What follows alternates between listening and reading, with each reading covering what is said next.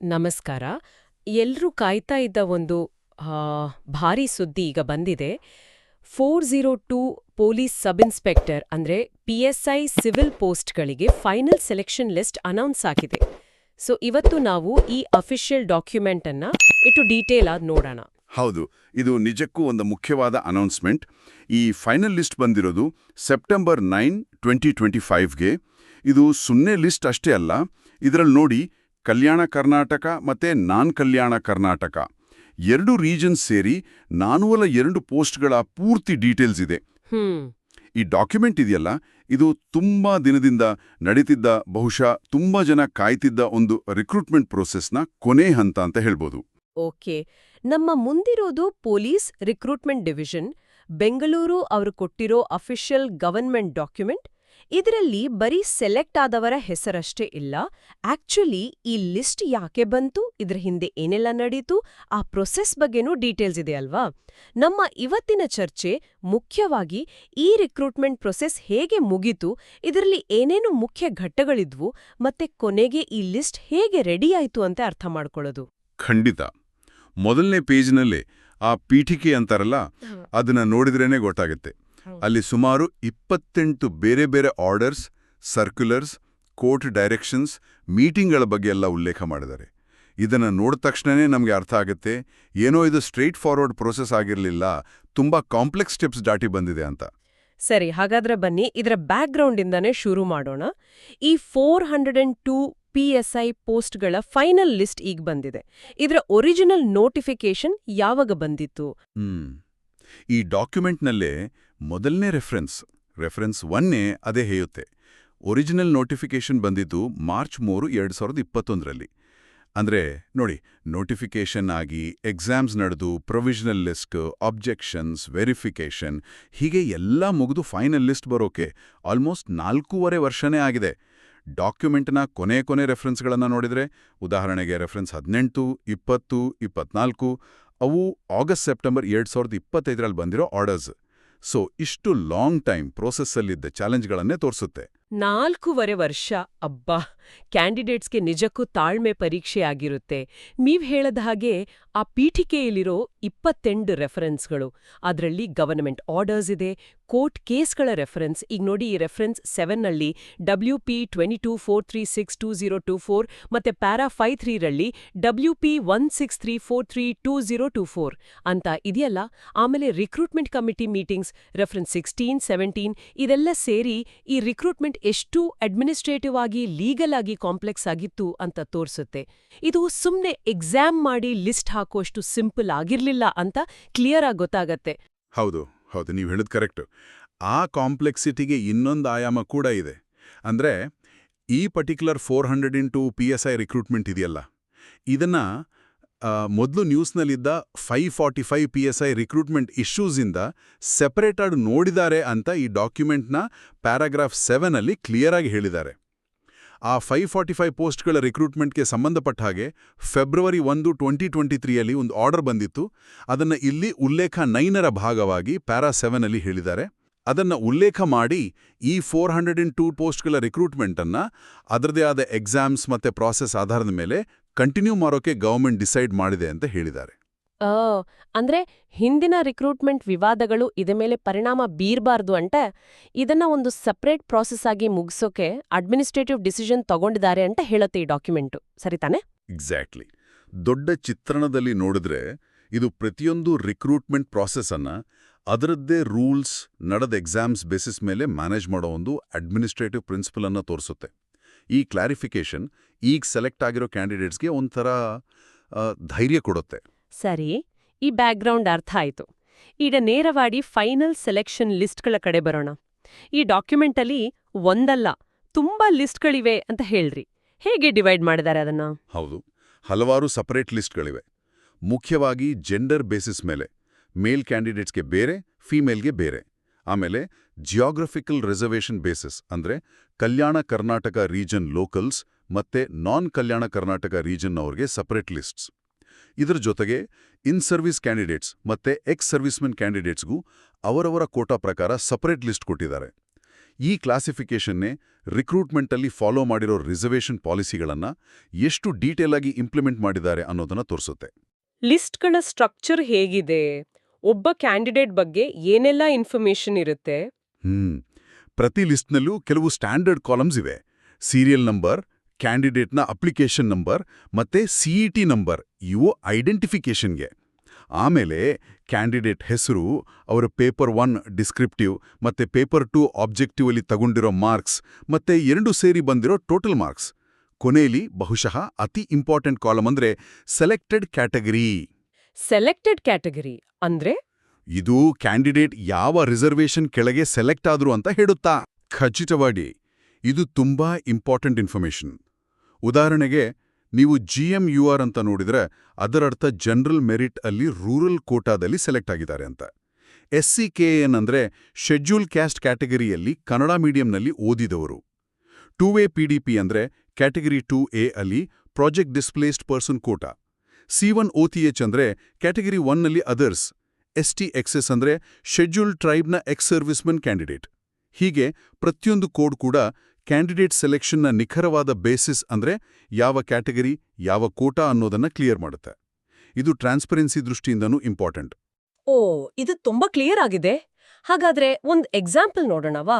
List A ಇದು ಎಲ್ಲದಕ್ಕಿಂತ ದೊಡ್ಡ ಲಿಸ್ಟ್ ಅನ್ಸುತ್ತೆ. ಮೇಲ್ ಕ್ಯಾಂಡಿಡೇಟ್ಸ್ ನಾನ್ Kalyana Karnataka region final list. ಇದರಲ್ಲಿ ಟಾಪ್ ರ್ಯಾಂಕ್ ಯಾರಿಗೆ? ಹೌದು, ಲಿಸ್ಟ್ ಎನಲ್ಲಿ ಒಟ್ಟು 244 ಕ್ಯಾಂಡಿಡೇಟ್ಸ್ ಇದ್ದಾರೆ. ಇದರಲ್ಲಿ ಫಸ್ಟ್ ರ್ಯಾಂಕ್ ಬಂದಿರೋದು ಚೇತನ್ ಕುಮಾರ್ KM ಅವರಿಗೆ. ಇವರು ಟೋಟಲ್ 142.625 ಮಾರ್ಕ್ಸ್ ಪೇಪರ್ 1ರಲ್ಲಿ 42.5 ಮತ್ತೆ ಪೇಪರ್ 2ರಲ್ಲಿ 101.125 ತಗೊಂಡು GMRUR ಅಂದ್ರೆ ಜನರಲ್ ಮೆರಿಟ್ ರೂರಲ್ ಕೋಟಾದಲ್ಲಿ ಸೆಲೆಕ್ಟ್ ಆಗಿದ್ದಾರೆ. ಇದು ಅತ್ಯುತ್ತಮ ಸ್ಕೋರ್. 142.625 ಮಾರ್ಕ್ಸ್. ಕಾಂಪಿಟೇಷನ್ ಎಷ್ಟು ಟಫ್ ಇರುತ್ತೆ ಅಂತ ತೋರಿಸುತ್ತೆ. ಇದೇ ಲಿಸ್ಟಲ್ಲಿ ಬೇರೆ ಕ್ಯಾಟಗರಿಗಳಲ್ಲಿ ಮಾರ್ಕ್ಸ್ ಹೇಗಿದೆ? ಬರೀ ಟಾಪರ್ಸ್ ಅಷ್ಟೇ ಅಲ್ಲ, ಓವರಾಲ್ ಮಾರ್ಕ್ಸ್ ಸ್ಪ್ರೆಡ್ ನೋಡಿದ್ರೆ ಏನದು ಗೊತ್ತಾಗತ್ತಾ? ಖಂಡಿತ ಗೊತ್ತಾಗತ್ತೆ. ಈಗ ನೋಡಿ, ಅದೇ ಲಿಸ್ಟ್ ಎನಲ್ಲಿ GMOTH ಅಂದ್ರೆ ಜನರಲ್ ಮೆರಿಟ್ ಅದರ್ಸ್, ಯಾವುದೇ ಸ್ಪೆಸಿಫಿಕ್ ಕೋಟಾ ಇಲ್ಲದೆ ಕ್ಯಾಟಗರಿಯಲ್ಲಿ ಸೆಲೆಕ್ಟ್ ಆದವ್ರನ್ನ ನೋಡೋಣ. ಸೆಕೆಂಡ್ ರ್ಯಾಂಕಲ್ಲಿ ಆದರ್ಶ B ಇದ್ದಾರೆ, ಅವ್ರಿಗೆ 141.125 ಮಾರ್ಕ್ಸು. ಇದೇ GMOTH ಕ್ಯಾಟಗರಿಯಲ್ಲಿ ಲಾಸ್ಟ್ ಸೆಲೆಕ್ಟ್ ಆದವರು ಅಂದ್ರೆ 107ನೇ ರ್ಯಾಂಕಲ್ಲಿರೋ ಅವಿನಾಶ್ ಗಲಿ, ಅವರಿಗೆ 121.125 ಮಾರ್ಕ್ಸ್ ಇದೆ. ಅಂದ್ರೆ ನೋಡಿ, ಜನರಲ್ ಕ್ಯಾಟಗರಿಯಲ್ಲೇ ಸುಮಾರು 20 ಮಾರ್ಕ್ಸ್ ಡಿಫರೆನ್ಸ್ ಅಲ್ಲಿ ಕ್ಯಾಂಡಿಡೇಟ್ ಸೆಲೆಕ್ಟ್ ಆಗಿದ್ದಾರೆ. ಇದು ಆ ಕ್ಯಾಟಗರಿ ಒಳಗಿನ ಕಾಂಪಿಟಿಷನ್ ರೇಂಜ್ ಅನ್ನ ತೋರಿಸುತ್ತೆ. ಹಾಗೆಯೇ ಬೇರೆ ರಿಸರ್ವೇಷನ್ ಕೋಟಾಗಳಲ್ಲೂ ಇದೇ ತರ ವ್ಯತ್ಯಾಸ ಇರಬೇಕಲ್ಲ? ಖಂಡಿತವಾಗಿಯೂ. ಫಾರ್ ಎಕ್ಸಾಂಪಲ್, ಅದೇ ಲಿಸ್ಟ್ ಎನಲ್ಲಿ 18ನೇ ರ್ಯಾಂಕ್ ಇರೋಮನು B ಅವರು 132 ಮಾರ್ಕ್ಸ್ ಜೊತೆ ಜನರಲ್ ಮೆರಿಟ್ನಲ್ಲೇ ಪ್ರಾಜೆಕ್ಟ್ ಡಿಸ್ಪ್ಲೇಸ್ಡ್ ಪರ್ಸನ್ ಕೋಟಾದಲ್ಲಿ ಸೆಲೆಕ್ಟ್ ಆಗಿದ್ದಾರೆ. ಇಲ್ಲಿ ಗಮನಿಸಬೇಕಾದ ಪಾಯಿಂಟ್ ಏನಂದ್ರೆ, ಮೊದಲು ಟೋಟಲ್ ಮಾರ್ಕ್ಸ್ ಬೇಸಿಸ್ ಮೇಲೆ ಜನರಲ್ ಮೆರಿಟ್ ಸೀಟ್ಸ್ ಫಿಲ್ ಮಾಡ್ತಾರೆ. ಆಮೇಲೆ ಆಯಾ ರಿಸರ್ವ್ಡ್ ಕ್ಯಾಟಗರಿಗಳಿಗೆ ಸೇರಿದ ಕ್ಯಾಂಡಿಡೇಟ್ಸ್ ಅವರು ತಗೊಂಡಿರೋ ಮಾರ್ಕ್ಸ್ ಬೇಸಿಸ್ ಮೇಲೆ ಆಯಾ ಕೋಟಾಗಳಲ್ಲಿ ಸೆಲೆಕ್ಟ್ ಆಗ್ತಾರೆ. ಸೊ ಪ್ರತಿ ಕ್ಯಾಟಗರಿಗೂ ತನ್ನದೇ ಆದ ಕಟ್ ಆಫ್ ಮಾರ್ಕ್ಸ್ ಇರುತ್ತೆ. ಅದು ಆ ಕ್ಯಾಟಗರಿಗೆ ಇರೋ ಪೋಸ್ಟ್ಗಳ ಸಂಖ್ಯೆ ಮತ್ತೆ ಆ ಕ್ಯಾಟಗರಿ ಕ್ಯಾಂಡಿಡೇಟ್ಸ್ನ ಮಾರ್ಕ್ಸ್ ಮೇಲೆ ಡಿಪೆಂಡ್ ಆಗುತ್ತೆ. ಓಕೆ, ಇದು ರಿಸರ್ವೇಷನ್ ಪಾಲಿಸಿ ಹೇಗೆ ಪ್ರಾಕ್ಟಿಕಲ್ ಆಗಿ ವರ್ಕ್ ಆಗತ್ತೆ ಅಂತ ಕ್ಲಿಯರ್ ಮಾಡುತ್ತೆ. ಸೆಲೆಕ್ಷನ್ ಬರೀ ಟೋಟಲ್ ಮಾರ್ಕ್ಸ್ ಮೇಲೆ ಮಾತ್ರ ಅಲ್ಲ, ಈ ಕ್ಯಾಟಗರಿಗಳ ಮೇಲೂ ಡಿಪೆಂಡ್ ಆಗಿದೆ. ಈಗ ಬೇರೆ ಲಿಸ್ಟ್ಗಳ ಕಡೆ ನೋಡೋಣ. ಫೀಮೇಲ್ ಕ್ಯಾಂಡಿಡೇಟ್ಸ್ ಲಿಸ್ಟ್ ಕೂಡ ಇದೆಯಲ್ವಾ? ಹೌದು. ಲಿಸ್ಟ್ B ಬಂದು ನಾನ್ ಕಲ್ಯಾಣ ಕರ್ನಾಟಕ ರೀಜನ್ನ ಫೀಮೇಲ್ ಕ್ಯಾಂಡಿಡೇಟ್ಸ್ ಫೈನಲ್ ಲಿಸ್ಟ್. ಇದರಲ್ಲಿ 78 ಕ್ಯಾಂಡಿಡೇಟ್ ಸೆಲೆಕ್ಟ್ ಆಗಿದ್ದಾರೆ. ಇದರಲ್ಲೂ ಅಷ್ಟೇ ಟಾಪ್ ರ್ಯಾಂಕರ್ಸ್, ಬೇರೆ ಬೇರೆ ಕ್ಯಾಟಗರಿಯಲ್ಲಿ ಸೆಲೆಕ್ಟ್ ಆದವರ ಡೀಟೇಲ್ಸ್ ಇದೆ. ಉದಾಹರಣೆಗೆ, ಫಸ್ಟ್ ರ್ಯಾಂಕ್ ಚೈತ್ರ R, ಅವರಿಗೆ ಟೋಟಲ್ 129.75 ಮಾರ್ಕ್ಸ್ GMOTH ಕ್ಯಾಟಗರಿಯಲ್ಲಿ ಸೆಲೆಕ್ಟ್ ಆಗಿದ್ದಾರೆ. ಮೇಲ್ ಕ್ಯಾಂಡಿಡೇಟ್ಸ್ ಲಿಸ್ಟ್ಗೆ ಕಂಪೇರ್ ಮಾಡಿದ್ರೆ ಇಲ್ಲಿ ಟಾಪ್ ಮಾರ್ಕ್ಸ್ ಸ್ವಲ್ಪ ಕಡಿಮೆ ಇದೆ. ಇದು ನಾರ್ಮಲ್ಲಾ? ಹೌದು, ಇದು ಕಾಮನ್. ಪ್ರತಿಯೊಂದು ಗ್ರೂಪ್ ಮೇಲ್ ಫೀಮೇಲ್ ಜನರಲ್ ರಿಸರ್ವ್ಡ್ ಅಲ್ಲಿ ಕಾಂಪಿಟಿಷನ್ ಲೆವೆಲ್, ಆ ಗ್ರೂಪಲ್ಲಿ ಅಪ್ಲೈ ಮಾಡಿದ ಕ್ಯಾಂಡಿಡೇಟ್ ಸಂಖ್ಯೆ ಮತ್ತೆ ಅವರ ಪರ್ಫಾರ್ಮೆನ್ಸ್ ಮೇಲೆ ಡಿಪೆಂಡ್ ಆಗತ್ತೆ. ಹಾಗಾಗಿ ಮಾರ್ಕ್ಸ್ ರೇಂಜಲ್ಲಿ ವ್ಯತ್ಯಾಸ ಇರೋದು ಸಹಜ. ಇದಲ್ಲದೆ ಇನ್ ಸರ್ವೀಸ್ ಕ್ಯಾಂಡಿಡೇಟ್ಸ್ಗೂ ಸಪರೇಟ್ ಲಿಸ್ಟ್ ಇದೆ. List C mail in service non KK 40 candidates ಮತ್ತೆ list D female in service non KK 14 candidates. ಹಾಗೇನೆ ಕಲ್ಯಾಣ ಕರ್ನಾಟಕ ಭಾಗದ ಲೋಕಲ್ ಕ್ಯಾಂಡಿಡೇಟ್ಸ್ಗೂ ಸಪರೇಟ್ ಲಿಸ್ಟ್ ಇದೆ ಅಂತ ನೀವು ಮೊದಲೇ ಹೇಳಿದ್ರಿ. ಹೌದು, ಅದು ಆರ್ಟಿಕಲ್ 371 ಕೆಳಗಡೆ ಬರೋ ರಿಸರ್ವೇಷನ್ ಪ್ರಕಾರ list E male 17 candidates, list F female 6 candidates, list G male in service 2 candidates ಮತ್ತೆ list H female in service 1 candidate. ಇವೆಲ್ಲ ಕಲ್ಯಾಣ ಕರ್ನಾಟಕ ವೃಂದದ ಲೋಕಲ್ ಕ್ಯಾಂಡಿಡೇಟ್ಸ್ಗೆ ರಿಸರ್ವ್ ಆದ ಲಿಸ್ಟ್ಗಳು. ಈ ರೀತಿ ಪ್ರತಿಯೊಂದು ಗ್ರೂಪ್ಗೂ ಸಪರೇಟ್ ಲಿಸ್ಟ್ ಕೊಟ್ಟಿರೋದು. ಗೌರ್ಮೆಂಟ್ನ ರಿಸರ್ವೇಷನ್ ರೂಲ್ಸ್ ಅದು. ಕಾಸ್ಟ್ ಬೇಸ್ಡ್ ಇರಲಿ, rural, Kannada medium, ex servicemen, in service, women ಅಥವಾ ಲೋಕಲ್ ಕೇಡರ್ ಇರಲಿ, ಎಲ್ಲವನ್ನೂ ಎಷ್ಟು ನಿಖರವಾಗಿ ಫಾಲೋ ಮಾಡಿದ್ದಾರೆ ಅಂತ ತೋರಿಸುತ್ತೆ. ಈ ಲಿಸ್ಟ್ಗಳನ್ನ ಫೈನಲೈಸ್ ಮಾಡೋ ಮೊದಲು ಅಬ್ಜೆಕ್ಷನ್ಸ್ ಏನಾದ್ರೂ ಬಂದಿದ್ರೆ ಅದನ್ನ ಕನ್ಸಿಡರ್ ಮಾಡಿದಾರಾ? ಡಾಕ್ಯುಮೆಂಟಲ್ಲಿ ಅದರ ಬಗ್ಗೆ ಏನಾದ್ರೂ ಹೇಳಿದಾರಾ? ಖಂಡಿತ ಇದೆ. ಡಾಕ್ಯುಮೆಂಟ್ನ ಪ್ಯಾರಾಗ್ರಾಫ್ 11 ಮತ್ತೆ 12ರಲ್ಲಿ ಇದ್ರ ಬಗ್ಗೆ ಕ್ಲಿಯರಾಗಿ ಹೇಳಿದ್ದಾರೆ. ಅಂದರೆ ಪ್ರೊವಿಷನಲ್ ಸೆಲೆಕ್ಷನ್ ಲಿಸ್ಟ್ ಅನೌನ್ಸ್ ಮಾಡಿದ್ಮೇಲೆ ಅದಕ್ಕೆ ಬಂದಿದ್ದ ಅಬ್ಜೆಕ್ಷನ್ಸ್ ಅನ್ನು ರಿಸೀವ್ ಮಾಡಿ ಅದನ್ನ ರೂಲ್ಸ್ ಪ್ರಕಾರ ಪರಿಶೀಲನೆ ಮಾಡಿದ್ದಾರೆ. ಆಮೇಲೆ ರಿಕ್ರೂಟ್ಮೆಂಟ್ ಕಮಿಟಿ ಮೀಟಿಂಗ್ ಮಾಡಿ ಈ ಅಬ್ಜೆಕ್ಷನ್ಸ್ ಬಗ್ಗೆ ಚರ್ಚೆ ಮಾಡಿ ಫೈನಲ್ ಡಿಸಿಷನ್ಸ್ ತಗೊಂಡಿದೆ. ಅಷ್ಟೇ ಅಲ್ಲ, ಈ ಫೈನಲ್ ಲಿಸ್ಟ್ ಅನೌನ್ಸ್ ಮಾಡೋ ಮೊದಲು ಗೌರ್ಮೆಂಟ್ ಅಪ್ರೂವಲ್ ಕೂಡ ತಗೊಂಡಿದೀವಿ ಅಂತಾನೂ ಕ್ಲಿಯರ್ ಆಗಿ ಹೇಳಿದ್ದಾರೆ. ಇದು ಪ್ರೋಸೆಸ್ನ ಟ್ರಾನ್ಸ್ಪರೆನ್ಸಿ ಮತ್ತೆ ಕ್ರಮಬದ್ಧತೆಯನ್ನ ತೋರಿಸುತ್ತೆ. ಓಕೆ, ಅಂದ್ರೆ ಕ್ಯಾಂಡಿಡೇಟ್ಸ್ ಎತ್ತಿದ್ದ ಆಕ್ಷೇಪಣೆಗಳಿಗೂ ಸರಿಯಾದ ಗಮನ ಕೊಟ್ಟಿದ್ದಾರೆ. ಇದು ಮುಖ್ಯವಾದ ಪಾಯಿಂಟ್. ಇನ್ನೊಂದು ವಿಷಯ, ಎಕ್ಸ್ ಸರ್ವಿಸ್ ಮೆನ್ ಕೋಟಾ ಬಗ್ಗೆ ಸ್ವಲ್ಪ ಮಾತಾಡೋಣ. ಲಿಸ್ಟ್ ಎನಲ್ಲಿ ಮೇಲ್, ನಾನ್ ಕೆಕೆ, ಕೊನೆ ಕೆಲವು ರ್ಯಾಂಕ್ಸ್ ಸೀರಿಯಲ್ ನಂಬರ್ 223ರಿಂದ 244 ಎಕ್ಸ್ ಸರ್ವಿಸ್ ಮೆನ್ ಕೋಟಾದಲ್ಲಿ ಸೆಲೆಕ್ಟ್ ಆದವರ್ದು. ಇಲ್ಲಿ ಮಾರ್ಕ್ಸ್ ರೇಂಜ್ ನೋಡಿದ್ರೆ ಸ್ವಲ್ಪ ಜಾಸ್ತಿ ವ್ಯತ್ಯಾಸ ಕಾಣಿಸ್ತಿದೆ. ಹೌದು, ನೀವು ಕರೆಕ್ಟಾಗಿ ಗಮನಿಸಿದ್ದೀರಿ. ಲಿಸ್ಟ್ ಎನಲ್ಲಿ ಎಕ್ಸ್ ಸರ್ವಿಸ್ ಮೆನ್ ಕೋಟಾದಲ್ಲಿ ಸೆಲೆಕ್ಟ್ ಆದವರಲ್ಲಿ ಉದಾಹರಣೆಗೆ ವಿನೋದ್ ಕುಮಾರ್ ಕೆಜಿ ಅವರಿಗೆ 103.375 ಮಾರ್ಕ್ಸ್ ಇದೆ, ಜಿಎಂ ಇಎಕ್ಸ್ಎಸ್. ಅದೇ ರೀತಿ ಕೆಳಗೆ ಬಂದರೆ ಕೆಂಪಣ್ಣ ಹರಿಜನ್ ಅವರಿಗೆ 48.75 ಮಾರ್ಕ್ಸ್ ಇದೆ, ಎಸ್ಸಿ ಇಎಕ್ಸ್ಎಸ್. ಆಲ್ಮೋಸ್ಟ್ 55 ಮಾರ್ಕ್ಸ್ ವ್ಯತ್ಯಾಸ. ಇದು ಹೇಗೆ ಸಾಧ್ಯ ಅಂದ್ರೆ, ಎಕ್ಸ್ ಸರ್ವಿಸ್ ಮೆನ್ ಕೋಟಾಗೆ ರಿಸರ್ವ್ ಮಾಡಿರೋ ಪೋಸ್ಟ್ಗಳಿಗೆ ಆ ಕ್ಯಾಟಗರಿ ಒಳಗೆ ಕಾಂಪಿಟಿಷನ್ ಇರುತ್ತೆ. ಆ ಕ್ಯಾಟಗರಿಯಲ್ಲಿ ಅವೈಲೇಬಲ್ ಇರೋ ಕ್ಯಾಂಡಿಡೇಟ್ ಸಂಖ್ಯೆ ಮತ್ತೆ ಅವ್ರು ತಗೊಂಡಿರೋ ಮಾರ್ಕ್ಸ್ ಬೇಸಿಸ್ ಮೇಲೆ ಸೆಲೆಕ್ಷನ್ ನಡೆಯುತ್ತೆ.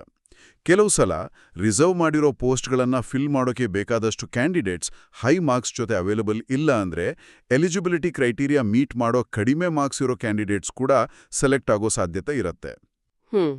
ಇದು ರಿಸರ್ವೇಷನ್ನ ಪ್ರಾಕ್ಟಿಕಲ್ ಎಫೆಕ್ಟ್ ಹೇಗಿರುತ್ತೆ ಅನ್ನೋದಕ್ಕೆ ಒಂದು ಕ್ಲಿಯರ್ ಎಕ್ಸಾಂಪಲ್. ಹಾಗೆ list C mail, in service, ನಾನ್ ಕೆಕೆ ಅಲ್ಲೂ ಕೊನೆ 3 ರ್ಯಾಂಕ್ಸ್ 38, 39, 30 ಎಕ್ಸ್ ಸರ್ವಿಸ್ಮೆನ್ ಕೋಟಾದ್ದು. ಅಲ್ಲೂ ಮಾರ್ಕ್ಸ್ 59.5ರಿಂದ 29.125ವರೆಗೂ ಇದೆ. ಹೌದು, ಇದು ಅದೇ ಪಾಯಿಂಟ್ ಅನ್ನ ಮತ್ತೆ ಕನ್ಫರ್ಮ್ ಮಾಡುತ್ತೆ. ಇನ್ ಸರ್ವಿಸ್ ಲಿಸ್ಟ್ನಲ್ಲೂ ಎಕ್ಸ್ ಸರ್ವಿಸ್ ಮೆನ್ಗೆ ರಿಸರ್ವ್ ಮಾಡಿರೋ ಪೋಸ್ಟ್ಗಳಿಗೆ ಆಯಾ ಕ್ಯಾಟಗರಿ ಒಳಗಿನ ಕಾಂಪಿಟಿಷನ್ನೇ ಡಿಸೈಡ್ ಮಾಡುತ್ತೆ. ಈ ನಂಬರ್ಸ್ಗಳು ರಿಸರ್ವೇಷನ್ ಬರೀ ಒಂದು ಪ್ರಿನ್ಸಿಪಲ್ ಅಲ್ಲ, ಅದು ರಿಕ್ರೂಟ್ಮೆಂಟಲ್ಲಿ ಹೇಗೆ ಕೆಲಸ ಮಾಡುತ್ತೆ ಅನ್ನೋದನ್ನ ತೋರಿಸ್ತವೆ.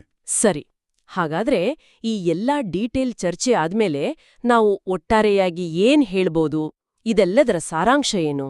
ಬೇಸಿಕಲಿ 4.5 ವರ್ಷದ ಲಾಂಗ್, ಕಾಂಪ್ಲೆಕ್ಸ್ ಮತ್ತೆ ಮಲ್ಟಿ ಸ್ಟೇಜ್ ಪ್ರೋಸೆಸ್ ಆದ್ಮೇಲೆ 402 ಪೊಲೀಸ್ ಸಬ್ ಇನ್ಸ್ಪೆಕ್ಟರ್ ಸಿವಿಲ್ ಪೋಸ್ಟ್ಗಳಿಗೆ ಫೈನಲ್ ಆಗಿ ಸೆಲೆಕ್ಟ್ ಆದ ಕ್ಯಾಂಡಿಡೇಟ್ಸ್ಗಳ ಅಫಿಷಿಯಲ್ ಮತ್ತೆ ಅಪ್ರೂವ್ಡ್ ಲಿಸ್ಟ್ ಈಗ ನಮ್ಮ ಮುಂದಿದೆ. ಇದು ಈ ಪರ್ಟಿಕ್ಯುಲರ್ ರಿಕ್ರೂಟ್ಮೆಂಟ್ ಪ್ರೋಸೆಸ್ ಸಕ್ಸಸ್ಫುಲ್ ಆಗಿ ಮುಗಿದಿದೆ ಅನ್ನೋದನ್ನ ಸೂಚಿಸ್ತಾ ಇದೆ. ಖಂಡಿತ. ಸೆಲೆಕ್ಟ್ ಆದ ಕ್ಯಾಂಡಿಡೇಟ್ಸ್ಗೆ ಇದು ನಿಜಕ್ಕೂ ಒಂದು ದೊಡ್ಡ ಸುದ್ದಿ. ಅವರ ಕೆರಿಯರ್ನ ಒಂದು ಇಂಪಾರ್ಟೆಂಟ್ ಟರ್ನಿಂಗ್ ಪಾಯಿಂಟ್. ಅಡ್ಮಿನಿಸ್ಟ್ರೇಟಿವ್ ಆಗಿನೂ ಇದು ಒಂದು ಮೇಜರ್ ಸ್ಟೆಪ್ ಕಂಪ್ಲೀಟ್ ಆದ ಹಾಗೆ. ಹೌದು, ಖಂಡಿತವಾಗಿ. ಈ ಡಾಕ್ಯುಮೆಂಟ್ನ ಅಥೆಂಟಿಸಿಟಿಯನ್ನ ಕನ್ಫರ್ಮ್ ಮಾಡೋ ಹಾಗೆ ಕೊನೆಯಲ್ಲಿ ರಿಕ್ರೂಟ್ಮೆಂಟ್ ಡಿವಿಷನ್ನ ADGP, additional director general of police ಮತ್ತು ರಿಕ್ರೂಟ್ಮೆಂಟ್ ಕಮಿಟಿ ಚೇರ್ಮನ್ ಅವರ ಸಹಿ ಇದೆ. ಇದು ಈ ಲಿಸ್ಟ್ಗೆ ಲೀಗಲ್ ವ್ಯಾಲಿಡಿಟಿ ಕೊಡುತ್ತೆ. ಈ ಪೂರ್ತಿ ಅನಾಲಿಸಿಸ್ ಇಂದ ಒಂದು ವಿಷಯ ಅಂತೂ ಕ್ಲಿಯರ್ ಆಯ್ತು. ಒಂದು ದೊಡ್ಡ ಗವರ್ಮೆಂಟ್ ರೆಕ್ರೂಟ್ಮೆಂಟ್ ಪ್ರೊಸೆಸ್ ಅಂದ್ರೆ ಅದು ಬರೀ ಎಕ್ಸಾಮ್ ಮತ್ತೆ ರಿಸಲ್ಟ್ ಅಲ್ಲ. ಅದ್ರ ಹಿಂದೆ ನೋಟಿಫಿಕೇಷನ್, ರೂಲ್ಸ್ ಫಾಲೋ ಮಾಡೋದು, ಹಲವು ಸ್ಟೇಜ್ನ ವೆರಿಫಿಕೇಷನ್, ಲೀಗಲ್ ಚಾಲೆಂಜ್ಗಳನ್ನ ಫೇಸ್ ಮಾಡೋದು, ಅಬ್ಜೆಕ್ಷನ್ಸ್ ಕನ್ಸಿಡರ್ ಮಾಡೋದು, ಕಮಿಟಿಗಳ ಡಿಸಿಷನ್ಸ್, ಗವರ್ಮೆಂಟ್ ಅಪ್ರೂವಲ್, ಹೀಗೆ ಒಂದು ದೊಡ್ಡ ಸಿಸ್ಟಮ್ ಕೆಲಸ ಮಾಡತ್ತೆ. ಆ ಪೀಠಿಕೆಲಿರೋ 28 ರೆಫರೆನ್ಸ್ಗಳೇ ಇದಕ್ಕೆ ಸಾಕ್ಷಿ ಅಲ್ವಾ? ಹೌದು, ನೀವು ಹೇಳಿದ್ದು 100ಕ್ಕೆ 100 ಸತ್ಯ. ಇದು ನಮ್ಮನ್ನು ಒಂದು ಕೊನೆ ಆಲೋಚನೆಗೆ ತಗೊಂಡೋಗುತ್ತೆ. ಈಗ ನೋಡಿ, ಈ ಡಾಕ್ಯುಮೆಂಟಲ್ಲಿ ಕೊಟ್ಟಿರೋ ಇಷ್ಟು ಡೀಟೇಲ್ಡ್ ಲಿಸ್ಟ್ಗಳು ಪ್ರತಿ ಕ್ಯಾಂಡಿಡೇಟ್ನ ಮಾರ್ಕ್ಸು, ಅವರ ಸೆಲೆಕ್ಟ್ ಆದ ಕ್ಯಾಟಗರಿ ಇದೆಲ್ಲವನ್ನೂ ಪಬ್ಲಿಕ್ ಆಗಿ ಅನೌನ್ಸ್ ಮಾಡಿರೋದು ಟ್ರಾನ್ಸ್ಪರೆನ್ಸಿಯ ಒಂದು ಭಾಗ. ಇದನ್ನ ನೋಡಿದಾಗ ನಮ್ಮ ಪಬ್ಲಿಕ್ ಸರ್ವಿಸ್ ರಿಕ್ರೂಟ್ಮೆಂಟ್ ಸಿಸ್ಟಮಲ್ಲಿ ಮೆರಿಟ್ ಅಂದ್ರೆ ಮಾರ್ಕ್ಸ್ ಮತ್ತೆ ರಿಸರ್ವೇಷನ್ ಅಂದ್ರೆ ಸೋಷಿಯಲ್ ಜಸ್ಟಿಸ್ ಪ್ರಿನ್ಸಿಪಲ್ಸ್ ಇವೆರದರ ನಡುವಿನ ಆ ಕಾಂಪ್ಲೆಕ್ಸ್ ಬ್ಯಾಲೆನ್ಸ್ ಅನ್ನ ಹೇಗೆ ಸಾಧಿಸ್ತಾರೆ ಅನ್ನೋ ಪ್ರಶ್ನೆ ಬರುತ್ತೆ. ಈ ಪರ್ಟಿಕ್ಯುಲರ್ 402 PSI ರಿಕ್ರೂಟ್ಮೆಂಟ್ ಪ್ರೋಸೆಸ್ನ ರಿಸಲ್ಟ್ ಇದೆಯಲ್ಲ, ಅದು ಆ ಬ್ಯಾಲೆನ್ಸ್ನ ಒಂದು ರಿಯಲ್ ಪಿಕ್ಚರ್ ಅನ್ನು ನಮ್ಮ ಮುಂದಿಡುತ್ತೆ. ಅದರ ಸಕ್ಸೆಸ್ ಮತ್ತೆ ಚಾಲೆಂಜ್ಗಳ ಬಗ್ಗೆ ಯೋಚನೆ ಮಾಡೋ ಹಾಗೆ ಮಾಡುತ್ತೆ.